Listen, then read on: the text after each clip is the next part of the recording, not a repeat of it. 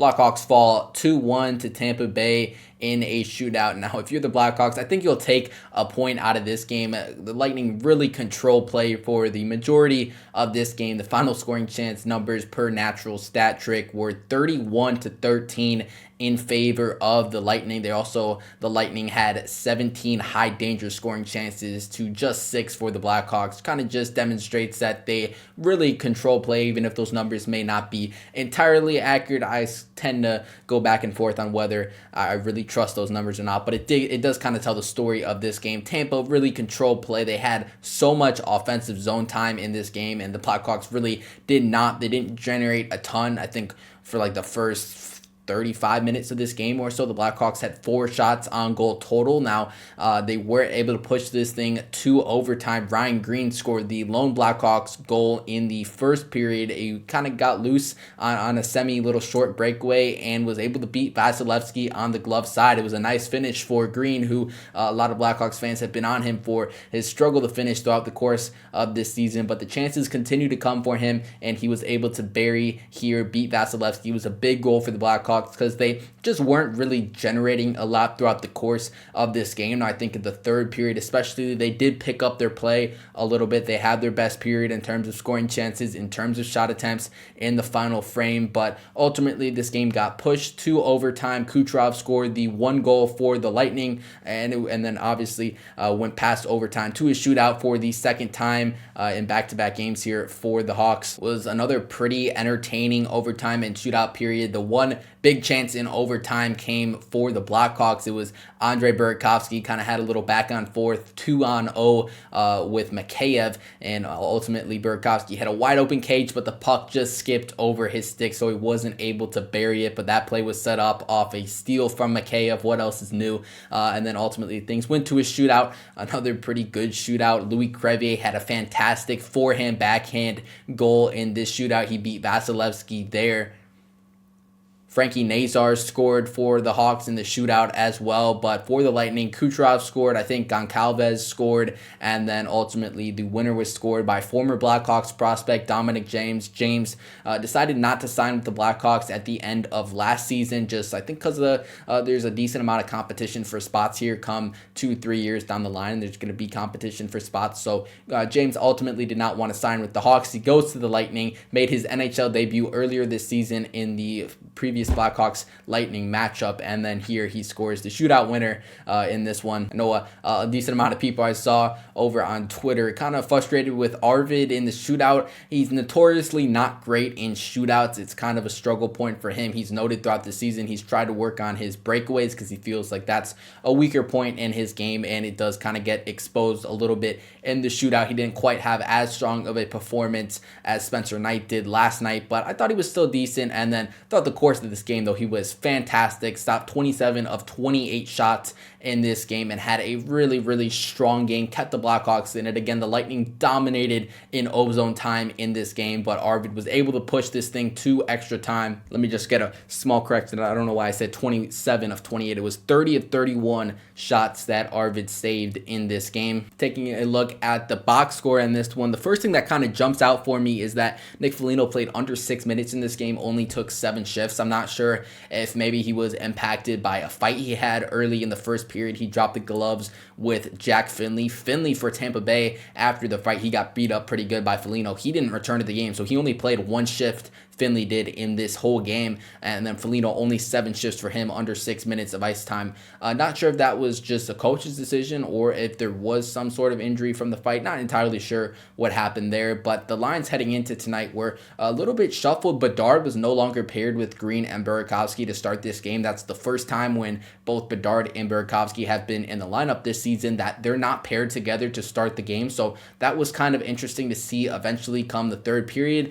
Jeff Blashill put Green and Burakovsky back with Bedard because the experiment didn't work. I know Tampa's a pretty strong team, but they really generated no offense. None of the forwards did, so they ended up putting the lines back together. But to start, Bedard was paired with Bertuzzi and Mikheyev, and very happy Mikheyev's getting this increased ice time opportunity. He's been fantastic over the past 2 games. Just so many turnovers, so many sticks and passing lanes that create offense. Ultimately, he's able to use his speed effectively. I've said it since the offseason, since projecting the lines for this team. I think McCabe can play on the first line, but you can also play him in a shutdown role. So I've just noted how McCabe can move up and down the lineup, and that's evident here with Blashill trusting him in really any situation or any spot in the lineup. Before we get into the takeaways over on Twitter at Blackhawks Focus, I got to give a little bit of a shout out to Tampa Bay. I don't know how they're so good. They're now 14-0-1 in their last 15 games. I didn't even know the guys that were on their third pair heading into this game. Carlisle and Crozier, like,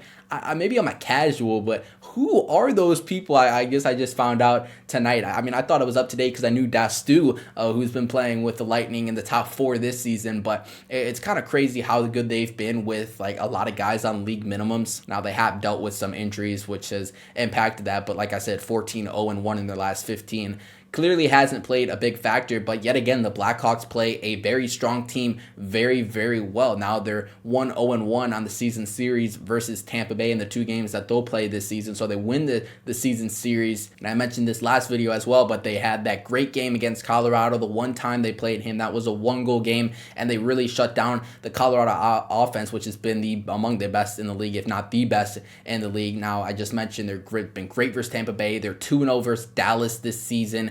I mean, they've been playing really well against some of the top teams in the league when they're fully healthy. Unfortunately, the Hawks have just dealt with a lot of injuries this season, and especially in the past month or so, that's kind of impacted their overall record, and it kind of has them on the outside looking in right now in terms of the playoff picture. A big slump with Bedard and Azar out really kind of impacted that. With that being said, though, updated standings had the Hawks still only 3 points out of a playoff spot. Now, they have played 2 more games than the Kraken, which currently hold the second wildcard spot in the Western Conference. Utah is starting to pull away with the first wild card spot, which kind of makes sense. They're a pretty decent team, but it's always kind of felt like it's going to be a competition between some of these like Seattle, Chicago, San Jose, just with how they've been playing. They're still in the race, so I've said this over the past few weeks. I kind of expect San Jose. I'm kind of waiting for them to fall off a little bit, but the Kings are always going to be in that mix. The Jets could make a push, so the Hawks did just get that shutout win versus them a few days ago. So who knows? Maybe the Blackhawks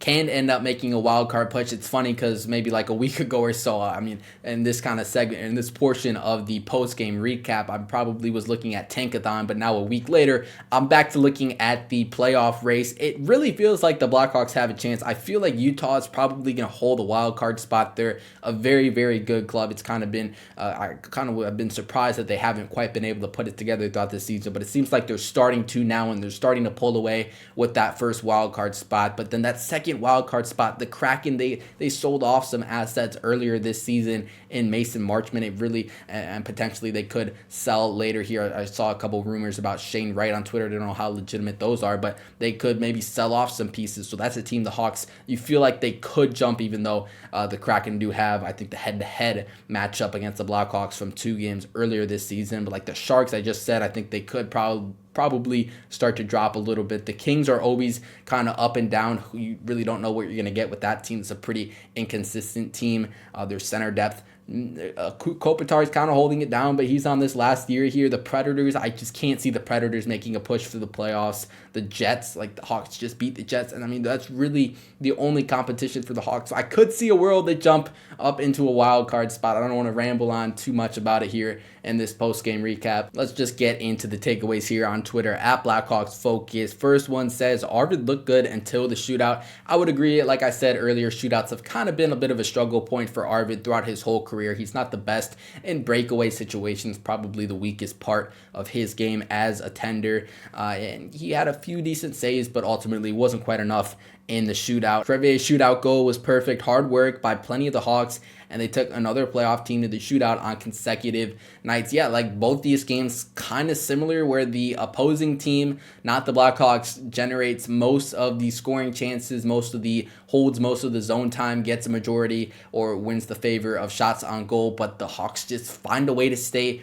in the game. They find a way to defend enough. They get good goaltending. They're able to get points out of these games, and that's big time. Obviously, would love to get 2 points every time you go into extra time, but that's just not the reality. They got 2 points last night. tonight you get 1 point. You'll take 3 points against Hurricanes and Tampa on a back-to-back. That's a pretty decent back-to-back for the Hawks, especially tonight coming back to Chicago after playing in Raleigh last night. I have no clue how we got a point. Young D-Man got a great workout in the process. Good on them. Yeah, shout out to the back end for holding it down. Again, I don't think this was Levshinov's best game. It's kind of a theme. He struggles a bit against some top-end competition, but that's just kind of how it's going to be with him. That's part of the growing process in his game with a young defenseman. It's not too surprising to see him struggle a bit against some of these high-end forwards on some of the best teams in the league. Losing in a shootout stunk, but we can't complain about getting 3 out of 4 points versus Canes and Lightning. Pretty much what I just said there. Yeah, exactly. Definitely agree. Take the point versus a good team that dominated us. Soda was solid. 2.47 goals saved above expected. That's the stat